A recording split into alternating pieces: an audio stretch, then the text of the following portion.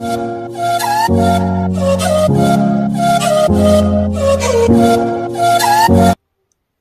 And welcome friends, let's কেকের তরফ থেকে তোমাদের সকলকে স্বাগত জানাই। আজকে আমরা বিভিন্ন বহুভুজের কর্ণ কীভাবে নির্ণয় করা যায় তা নিয়ে আলোচনা করব। তো চলো স্টার্ট করা যাক। ফার্স্ট কোশ্চেন হচ্ছে যে একটি ত্রিভুজের কর্ণের সংখ্যা কয়টি, অর্থাৎ কয়টি কর্ণ রয়েছে। এই কোশ্চেনটি কিন্তু 80% ছেলে মেয়ে ভুল করে থাকে, কারণ সবাই মনে করে যে একটি ত্রিভুজের 3টি বাহু রয়েছে, তাই কিন্তু এর কর্ণ 3টি হবে।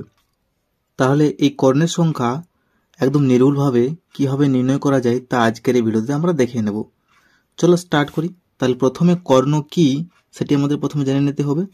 তাহলে মনে করো আমি একটি চতুর্ভুজ অঙ্কন করলাম এখানে। তাহলে এর কোণ কয়টি রয়েছে? 4টি কোণ রয়েছে। তাহলে আমি কি করব না, এই কোণ থেকে একটি লম্বা দণ্ড বা রেখা টেনে দিলাম এবং এই কোণ থেকে একটি রেখা টেনে দিলাম। তাহলে কয়টি কর্ণ হলো এর? 1টি 2টি। এটি সিম্পল, বোঝা গেল। এরপর যদি আমি একটি ষড়ভুজ অঙ্কন করি, তাহলে ঠিক আমরা কিন্তু এখানেও বলতে পারি যে এই কর্ণ থেকে একটি, এই কোণ থেকে একটি এখানে, আবার এই কোণ থেকে এখানে একটি, আবার এই কোণ থেকে এখানে একটি। কিন্তু যখনই আমাদের এই ত্রিভুজ বলবে বা এমন একটি বহুভুজ যার বাহুর সংখ্যা 12 বা 14 বা 18 বা এর থেকেও বেশি বলে দিতে পারে, তখন কিন্তু আমরা আর এইভাবে ডিফাইন করতে পারবো না। কারণ 12টি বাহু যখন থাকবে তখন কিন্তু আমরা আর কর্ণ ঠিকভাবে বের করে নিতে পারবো না এর সাহায্যে। তো আমরা কি করবো না, একটি ট্রিক অ্যাপ্লাই করবো, অর্থাৎ সূত্রের সাহায্যে খুব সিম্পলি করব। তো ফার্স্ট কোশ্চেন হচ্ছে যে একটি ত্রিভুজের কয়টি কর্ণ।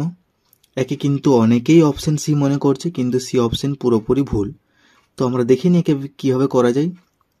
তাহলে সূত্রটি হলো n ইন্টু n-3/2। এটি হচ্ছে আমাদের কর্ণ নির্ণয়ের সূত্র, যেখানে n হচ্ছে বাহুর সংখ্যা। এই সূত্রটি যদি আমরা ঠিকঠাকভাবে পরীক্ষাতে অ্যাপ্লাই করতে পারি, তাহলে কিন্তু আমাদের খুব সিম্পলি অ্যান্সার কিন্তু বার হয়ে যাবে। তো চলো, আমরা এখানে জানি যে একটি ত্রিভুজের কয়টি বাহু রয়েছে? 3টি বাহু রয়েছে। তাহলে আমি এখানে n এর মান 3 অ্যাপ্লাই করব। তাহলে এখানে 3 ইন্টু 3-3/2, তাহলে ইকুয়াল টু হলো 3 ইন্টু, দেখো এখানে 3 - 3 মানে 0 হচ্ছে, তাহলে 0/2। 3-এর সাথে যদি 0 যোগ গুণ করা হয় তাহলে কিন্তু 0ই হবে, তাহলে 2। আবার দেখো 2 এর সাথে যদি ভাগ করি আমি শূন্যকে, তাহলে কিন্তু আমাদের 0ই হলো অ্যান্সার। তাহলে বোঝা গেল যে একটি ত্রিভুজের কয়টি কর্ণ? না, কর্ণ কোনো নেই, অর্থাৎ 0টি কর্ণ। তাহলে option B is the correct answer. বোঝা গেছে? ঠিক সেইভাবেই আমরা কিন্তু দেখো এখানে কিন্তু আমরা চতুর্ভুজটি টেনে নিয়ে বার করলাম, তো আমরা বুঝতে পারলাম যে 4টি রয়েছে। একে যদি আমরা সূত্রতে অ্যাপ্লাই করি তাহলে কিন্তু সেখানেও কিন্তু 2টি কর্ণে বার হবে। দেখা যাক। তাহলে একটি চতুর্ভুজে 4টি বাহু, মানে এখানে আমি 4 অ্যাপ্লাই করবো এনের জায়গাতে।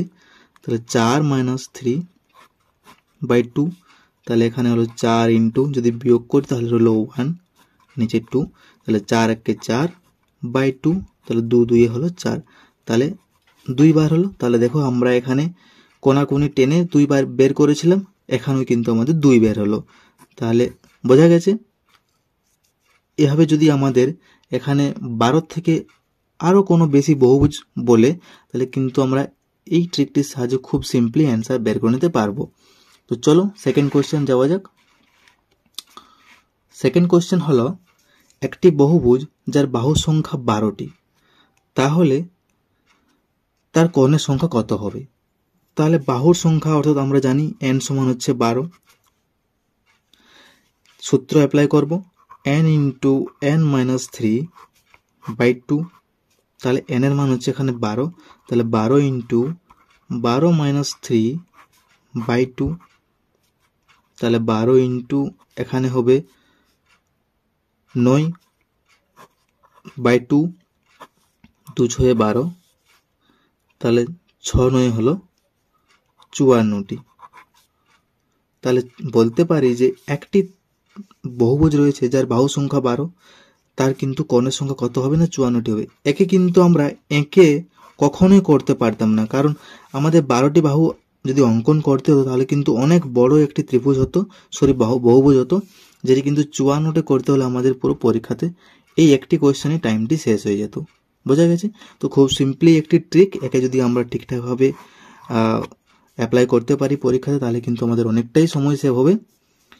তো একটি হোমওয়ার্ক রইল যে একটি ত্রিভুজ রয়েছে যার বাহু সংখ্যা হচ্ছে 24, তাহলে এর কর্ণের সংখ্যা কত হবে আমাকে কমেন্টে জানিও। বোঝা গেছে? কর্ণের সংখ্যা কত হবে তা কিন্তু আমাকে কমেন্টে জানিও। তাহলে আজ এ পর্যন্তই, আশা করি তোমাদের বোঝাতে পারলাম। খুব শীঘ্রই নেক্সট পার্ট নিয়ে আসছি, ততদিন সঙ্গে থাকুন এবং ভিডিওটি ভালো লাগলে অবশ্যই like, comment, share and subscribe করুন এবং পাশে থাকা বেল আইকনটি ক্লিক করুন।